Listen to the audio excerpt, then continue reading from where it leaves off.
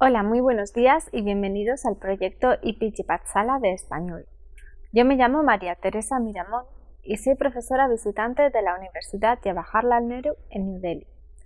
En esta universidad imparto asignaturas de lengua, literatura e historia de España, como por ejemplo literatura española medieval o literatura española del siglo XX y contemporánea, al igual que historia española del siglo XX.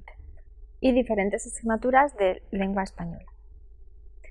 En esta ocasión vamos a comenzar con el módulo 9 del paper de Historia y Cultura Hispanoamericana, que se titula La organización de las Indias Españolas, del siglo XV al XVIII, la América de los Habsburgo y la América de los Borbones. Comenzando con la América de los Habsburgo. A medida que los nuevos territorios americanos iban siendo incorporados a la corona española, se fue estableciendo en ellos un control político, económico y administrativo reflejo del español. La América de los Habsburgo se engloba desde los años 1527 hasta el año 1700, cuando muere el último de los Habsburgo, Carlos II. A continuación podemos ver una síntesis de los reyes que pertenecen a la dinastía de los Habsburgo: los reyes católicos, Carlos I, Felipe II, Felipe III, Felipe IV y Carlos II. Vamos a pasar a hablar de la organización administrativa en España.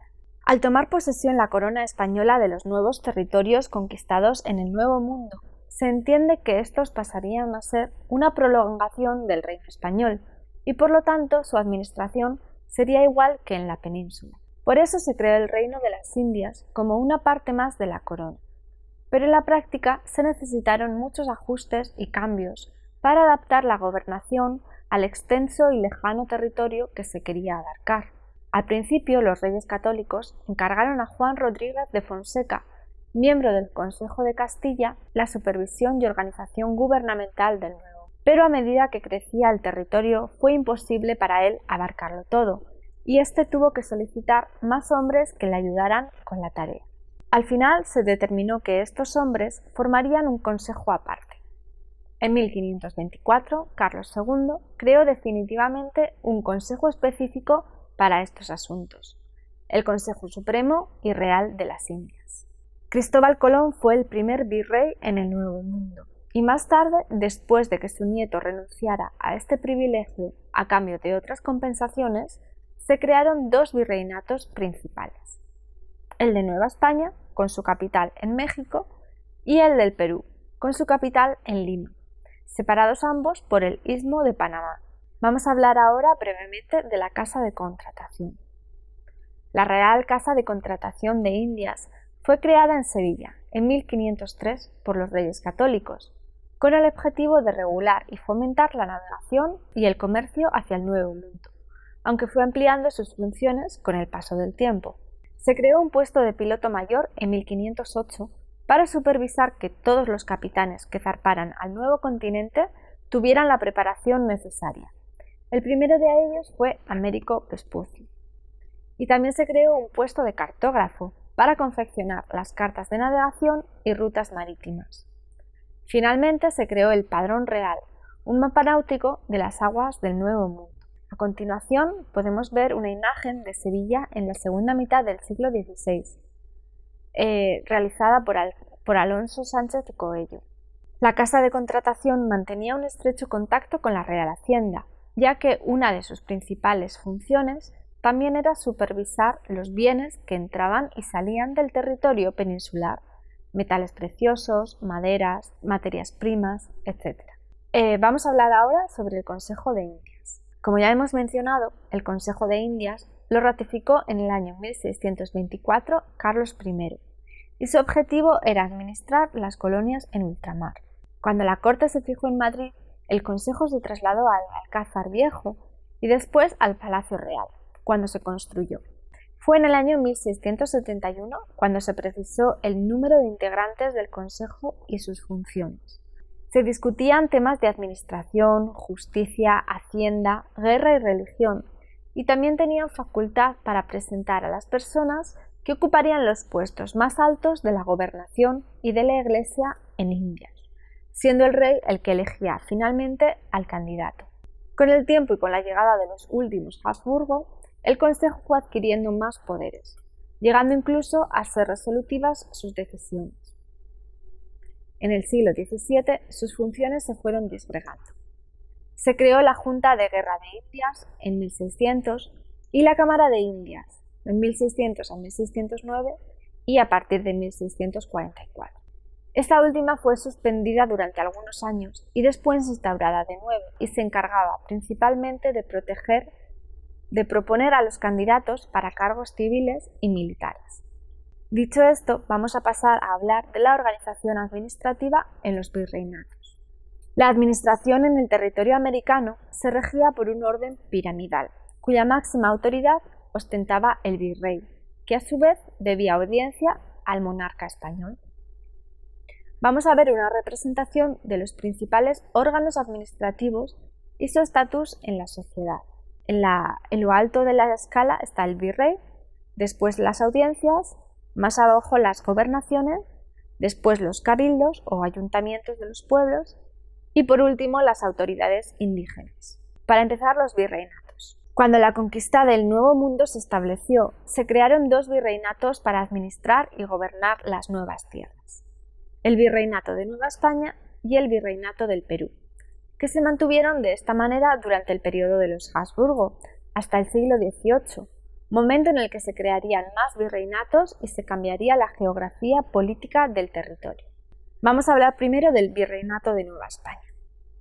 El Virreinato de Nueva España se creó el 8 de marzo de 1535 y se estableció la capital en la antigua ciudad azteca de Tenochtitlán, rebautizada como Ciudad de México. Este virreinato era muy extenso y no solo incluía territorios americanos, sino también asiáticos, parte de los actuales Estados Unidos: California, Nevada, Colorado, Utah, Nuevo México, Arizona, Texas, Oregón, Washington, Florida y partes de Idaho, Montana, Wyoming, Kansas, Oklahoma y Luisiana. También parte del actual Canadá, la parte sudoeste de la Columbia Británica.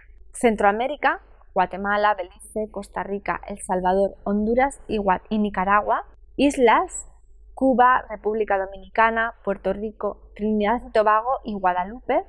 Y territorios en Asia: Filipinas, las Carolinas y las Marianas.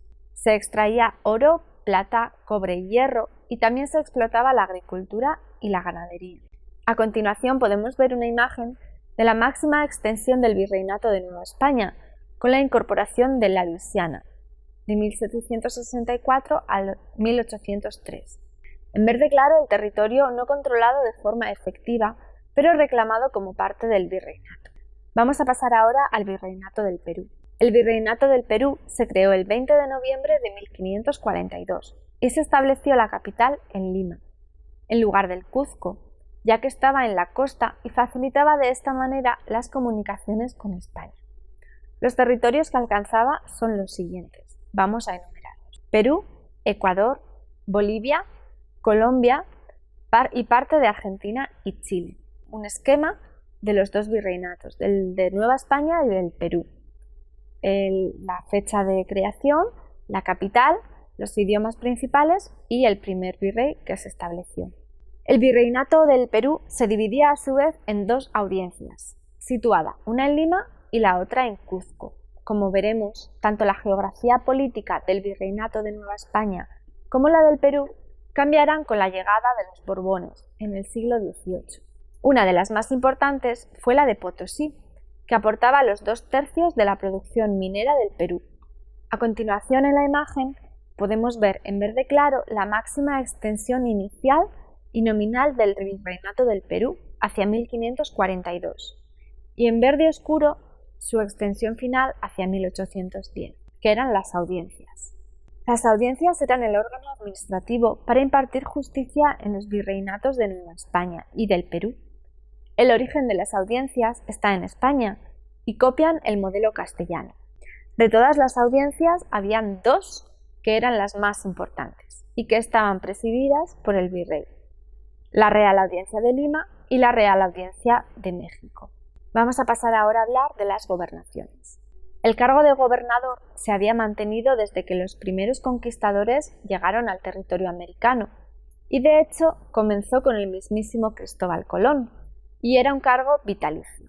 Con el tiempo, la corona española se dio cuenta del peligro que suponía este cargo, ya que implicaba demasiado poder, y pasó a otorgar el título solo temporalmente por un periodo que iba desde los 3 hasta los 8 años. Vamos a pasar ahora a hablar de los cabildos. El puesto de cabildo también fue directamente trasplantado desde España hacia América y viene a representar el concejo municipal o alcaldía, es decir, se hace cargo de la administración de las ciudades o municipios. Los alcaldes eran nombrados por los gobernadores y en cada cabildo podía haber 1 o 2 y podían representar desde 4 villas hasta unas 12 en las capitales de los virreinatos, que son las autoridades indígenas, el curaca.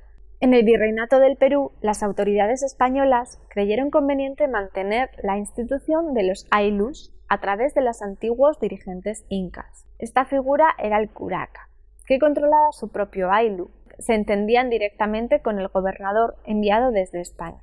Y vamos a hablar de la América de los Borbones, a partir del siglo XVIII.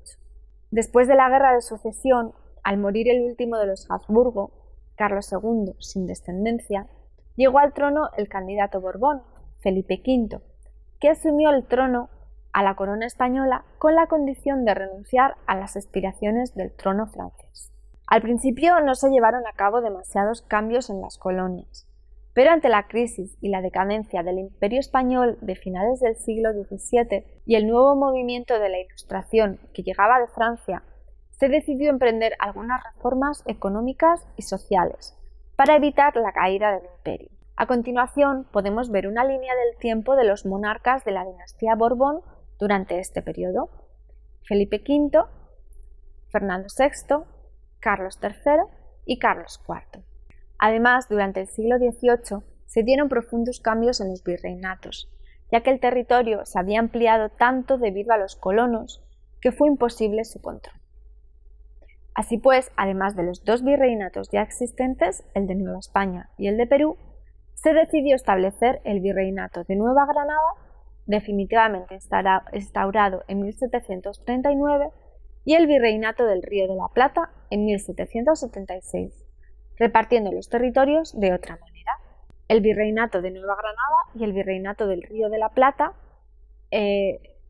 podemos ver una imagen, un esquema del año en el que se instalaron, de su capital, Santa Fe de Bogotá en Nueva Granada, Buenos Aires en el Río de la Plata, y el primer virrey tanto de Nueva Granada como del Río de la Plata, al igual que los territorios actuales que componen los 2 virreinatos.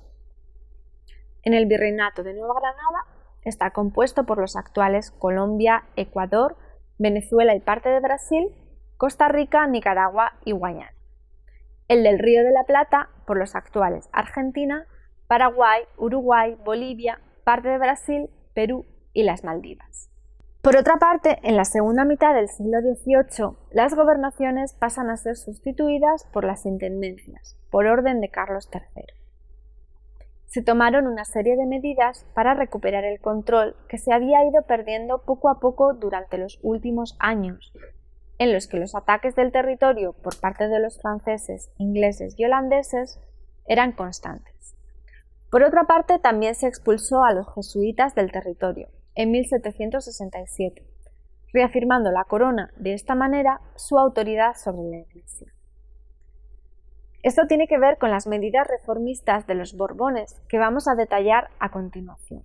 Vamos a hablar ahora de las principales medidas reformistas, que las vamos a dividir en varias partes. Formas militares. La corona decidió mandar tropas españolas lideradas por el mariscal Pedro de Villalba para institucionalizar un ejército, algo que no se había hecho hasta entonces. Para ello ofrecían una serie de privilegios que hacían atractiva la idea de sumarse al nuevo ejército. Aún así, hubo medidas que nunca se tomaron, como la de crear una armada americana, ya que un grave problema en la zona del Caribe era la piratería. De reformas religiosas. Como ya hemos brevemente señalado, otra de las medidas que se tomaron fue la expulsión de los jesuitas del territorio americano, los cuales se habían ocupado de la educación en la Nueva España hasta entonces. Por tanto, finalmente, la Compañía de Jesús fue expulsada del territorio español y de los virreinatos en 1767. Los resultados de dichas medidas podemos verlos en la siguiente tabla. El estudiante puede leer en la pantalla una serie de reformas territoriales, administrativas, religiosas y comerciales con su objetivo, las medidas que tomaron y los efectos que causaron, de forma resumida y esquemática. Y con esto podemos dar fin al módulo sobre la gobernación de los Habsburgo y de los Borbón en América. Muchas gracias por habernos escuchado.